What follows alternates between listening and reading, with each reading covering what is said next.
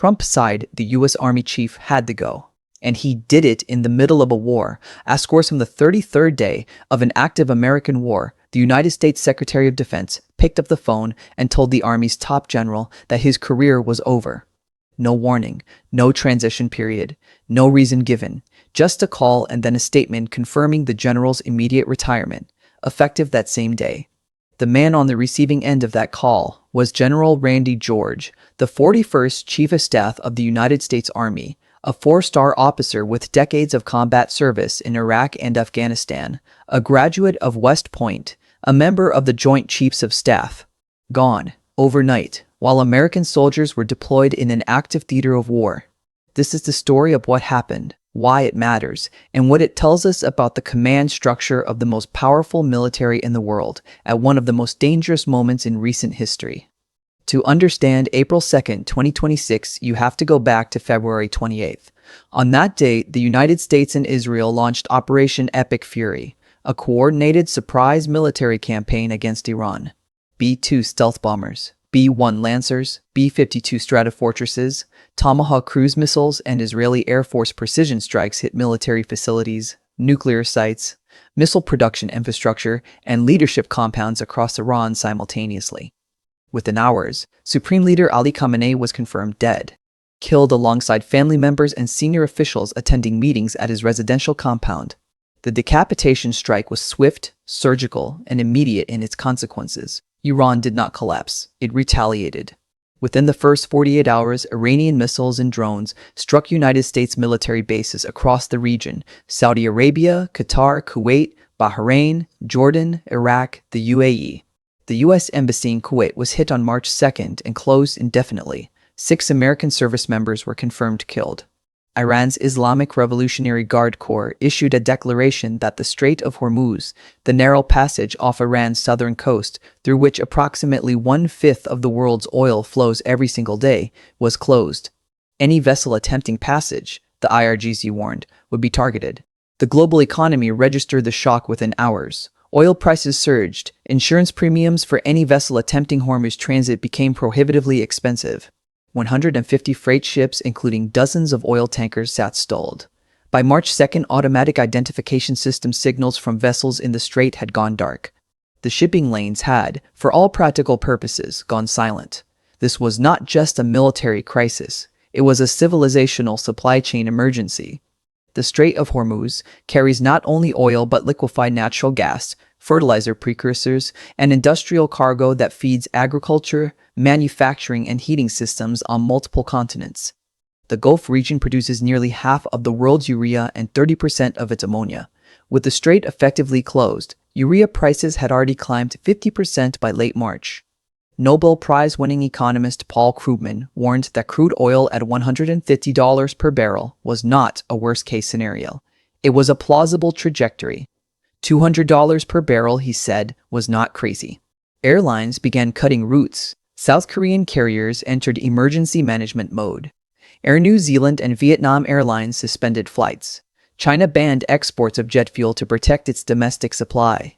The Philippines considered grounding planes entirely. Dubai International Airport, one of the world's busiest, was damaged by Iranian drone strikes on the second day of the war and reopened only in limited capacity days later. The International Energy Agency released 400 million barrels from global strategic reserves. Amazon announced a 3.5% surcharge on third-party sellers to offset fuel costs. The World Trade Organization warned that sustained high energy prices could reduce global trade forecasts for the entire year. Into this environment, this active, costly, globally destabilizing conflict, stepped Pete Hegseth. Hegseth was confirmed as Secretary of Defense in January 2025, a controversial appointment that drew immediate scrutiny from senior military and intelligence figures. His tenure had already been marked by a systematic removal of senior uniformed officers whose careers had flourished under previous administrations. Before Randy George, Hegseth had fired more than a dozen senior military leaders, including Joint Chiefs Chairman General C.Q. Simmons, Brown, Chief of Naval Operations Admiral Lisa Franchetti, Air Force Vice Chief of Staff General James Slife, and the head of the Defense Intelligence Agency Lieutenant General Jeffrey Cruz. Each removal followed a pattern. Officers perceived as insufficiently aligned with the Trump administration's military vision were replaced by those who demonstrated personal loyalty. The tension between Hegseth and the Army's leadership had been building for months. In February, Hegseth ordered Army Secretary Dan Driscoll to remove Colonel David Butler, a former spokesman for General Mark Milley, from his advisory role. Driscoll refused. The disagreement escalated to the point where the White House itself was drawn in to monitor senior military promotion lists before they were sent to the Senate, an extraordinary intervention that underscored how deeply political the personnel process had become. Then came the Kid Rock incident.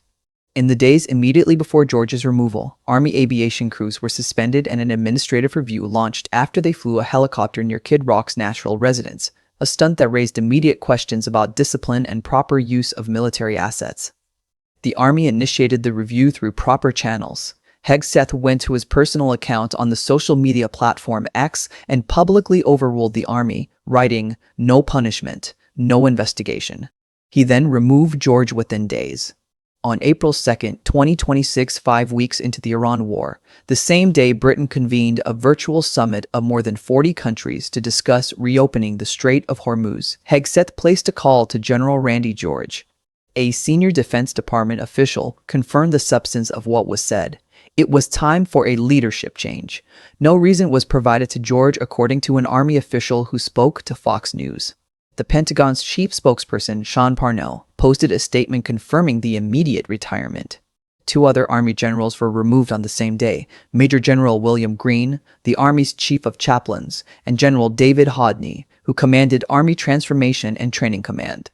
The official who replaced George as acting Army Chief of Staff was Lieutenant General Christopher Leneve, a man Hegseth himself had personally nominated as Army Vice Chief of Staff just months earlier, while describing him as a generational leader who would revive the warrior ethos. Leneve had previously served as Hegseth's own military aide. The line of succession, in other words, had been quietly prepared in advance. Understanding why any of this matters requires stepping back from the personalities and examining the institutional role George was actually playing at the moment of his removal. The Army Chief of Staff is not a figurehead. In the context of the Iran war, George's role was operationally critical. The Army was actively deploying forces and was, as one CNN source confirmed, primarily responsible for providing crucial integrated air and missile defense capabilities to the joint force.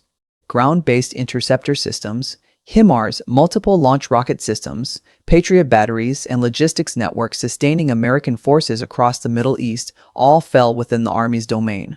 George was providing direct counsel to the new Joint Chiefs Chairman, General Dan Kane, and to Hegseth himself on those capabilities.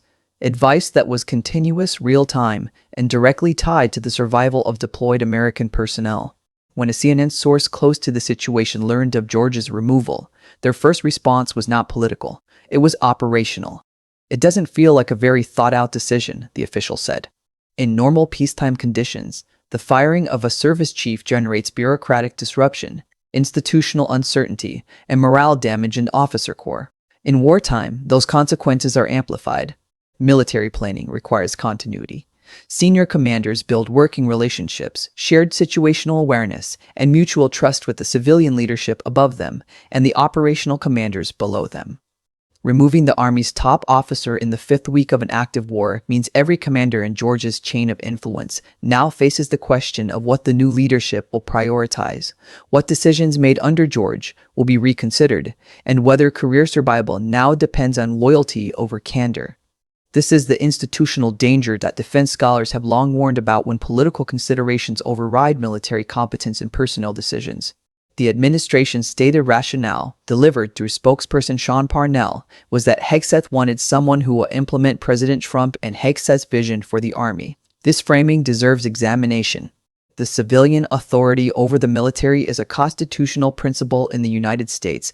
Elected civilians and their appointed representatives direct military strategy, set policy objectives, and can legally remove uniformed officers. That is not in dispute. What is in dispute, and what has drawn sustained concern from former senior military officials across party lines, is whether the criterion for military leadership should be professional competence and operational judgment or ideological alignment with a political administration. There is a meaningful difference between a civilian defense secretary removing a general who refuses lawful orders and removing one who is perceived as insufficiently enthusiastic about the administration's political identity. George was nominated by President Biden and confirmed by the Senate in 2023. His proximity to Biden's Defense Secretary Lord Austin, a role as senior military assistant that, as CNN noted, is traditionally given to the best of the best and considered apolitical, had been held against him within Hegseth's circle from the beginning. On the same day George was removed, Britain's Foreign Secretary Yvette Cooper convened a virtual meeting involving more than 40 countries to discuss mechanisms for reopening the Strait of Hormuz. The United States was not in the room. Britain's Prime Minister Keir Starmer, speaking publicly, condemned what he called Iranian recklessness in holding the global shipping lane closed. French President Emmanuel Macron, visiting South Korea, offered a sharper critique of Washington's overall handling of the crisis, warning that inconsistent daily statements from the administration made serious diplomacy nearly impossible. President Trump addressed the nation on April 1st and 2nd in what amounted to his first formal public accounting of the war since it began. His message was simultaneously triumphalist and escalatory. He said the conflict's core strategic objectives are nearing completion, citing what he described as a 90% reduction in Iranian missile volume and a near-complete destruction of Iran's drone production capacity. Yet in the same breath, he announced the United States would hit them extremely hard over the next 2 to 3 weeks. He said Iran belonged in the Stone Ages. He distanced himself from the Hormuz crisis, telling other nations to go and grab it themselves. When asked about the threat to strike Iranian power plants and desalination facilities, a threat that international human rights law experts had characterized as an open threat to commit war crimes, Trump said only that he was pausing that option until April 6th, pending ongoing talks that Iran publicly denied were taking place. Secretary Hegseth had his own public framing. In his account of Operation Epic Fury's progress, he cited 15,000 enemy targets struck since the war began. Iran's missile production capacity, he claimed, had been functionally destroyed. Its ballistic missile production infrastructure had been eliminated. Iran, he said, was exercising sheer desperation in the Strait of Hormuz.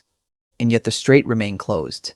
The expert community watching these developments has been divided, but not on the facts, only on the interpretation.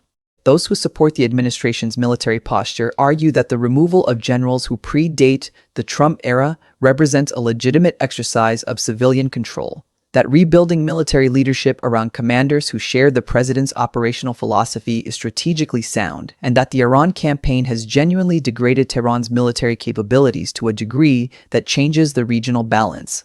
They point to Hegseth's own numbers. 15,000 strikes, 90% missile volume reduction, confirmed deaths of senior IRGC figures, and an Iranian regime now negotiating with intermediaries even as it publicly denies doing so. Those who dissent offer a different reading. Former senior Pentagon officials, speaking anonymously to outlets including CNN and CBS News, have described the timing of George's removal as alarming precisely because it creates leadership disruption at the operational center of an active war. The Army's role in integrated missile defense is not peripheral. It is the architecture through which American forces and regional allies survive Iranian counterstrikes. Changing the four-star officer coordinating that architecture mid-conflict, without explanation and overnight, introduces variables that cannot be controlled. Former officials also note that Hegseth's pattern of removals, more than a dozen senior officers in 14 months, represents the fastest and most sweeping military personnel purge in modern American history, raising systemic questions about institutional morale, candid military advice reaching civilian leadership, and whether the officers who remain will feel free to deliver bad news. There is also the matter of what happens next. Iran's conditions for ending the war, relayed through intermediaries and publicly stated, include a complete halt to military aggression, guaranteed non-recurrence of the war, reparations, an end to the conflict on all regional fronts including Lebanon, and most provocatively, recognized Iranian sovereignty over the Strait of Hormuz. The United States has flatly rejected the sovereignty condition. Secretary of State Marco Rubio said explicitly that Iran controlling access to an international waterway will never be allowed to happen. Iran's foreign ministry has simultaneously maintained that while shipping has not been formally suspended, vessels linked to the United States or Israel have no passage rights. Some ships have reportedly paid in Chinese yuan or cryptocurrency to transit. The Philippines secured passes through individual negotiation. The situation is not a formal closure. It is a coercive toll system administered at gunpoint. Against this backdrop, two scenarios present themselves with genuine analytical support. In the first, the Trump administration's accelerated strike campaign achieves what Hegseth has claimed: the functional elimination of Iran's ability to sustain attacks on regional partners and shipping. A new Iranian leadership, weakened, isolated, and stripped of military credibility, agrees to a ceasefire and opens the Strait in exchange for American guarantees against further bombardment. The Hormuz crisis ends. Energy markets stabilize. The administration declares victory. General Laniv, the new acting army chief, is credited with seamless wartime leadership continuity, and the George dismissal becomes a footnote in a successful campaign.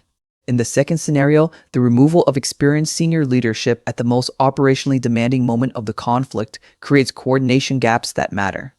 Iran, despite its degraded military capacity, retains enough asymmetric capability, mines, drones, proxy networks, to keep the Strait commercially unnavigable for months. Oil prices climb toward the numbers Krugman warned about. The American public, already absorbing rising fuel and food prices driven by fertilizer shortages and jet fuel costs, faces sustained economic pressure. Allied nations, excluded from Washington's diplomatic calculations and watching the Hormuz crisis drag on, deepen independent partnerships to manage their own energy security. The military officers who remain in senior roles, having watched peers removed for insufficient loyalty rather than professional failure, calibrate their advice accordingly. Both scenarios are plausible. Neither is certain. What is certain is this: on April 2, 26, 5 weeks into the most significant American military engagement since the 2003 invasion of Iraq, the United States Army's top officer was removed from his position with no public explanation, no transition, and no prior warning, on the same day that more than 40 nations convened without the United States to figure out how to reopen the waterway that carries a fifth of the world's oil supply. The question historians will eventually ask is not simply whether Randy George deserved to keep his job. The question is what the decision reveals about the institutional structures governing the most powerful military apparatus in human history at a moment when those structures are under maximum stress. Because in wartime, the margin for error is not academic. It is measured in lives. And the phone call that ended a 4-star general's career in the middle of a war happened yesterday.